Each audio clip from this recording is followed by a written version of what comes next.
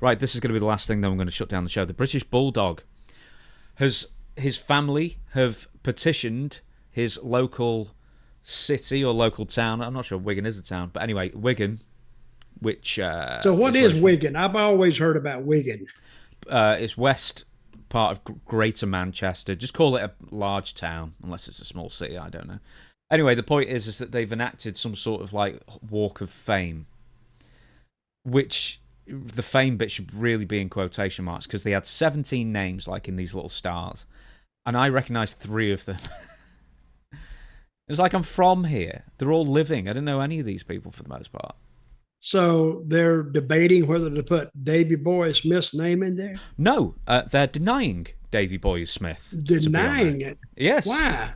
Well, here's the thing. Let's give the full story anyway. Speaking to the Daily Star newspaper, Davy Boy Smith's daughter, Georgia, criticised the council's decision to deny the British Bulldog from getting his own star on the Walk of Fame, because he's from Goulburn, which is in Wigan.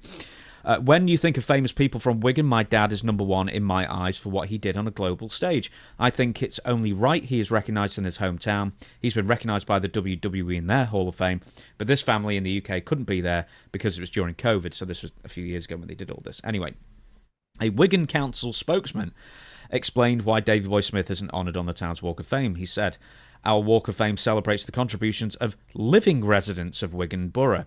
While Davy Boy Smith does not meet the criteria to be considered for a star, essentially he's dead.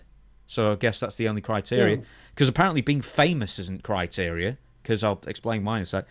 There are alternative ways to commemorate his memory, which we are happy to discuss with the family." Georgia then adds, "It's ridiculous in my opinion. Hollywood has a Walk of Fame and they can give out posthumous stars, so why can't Wigan?"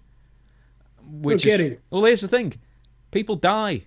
So right. what? Like, as soon as they die, they're going to take the star. As soon as Well, they dead die, now. they have a dead person's name on the Walk of Fame, and that should get Davy Boy in.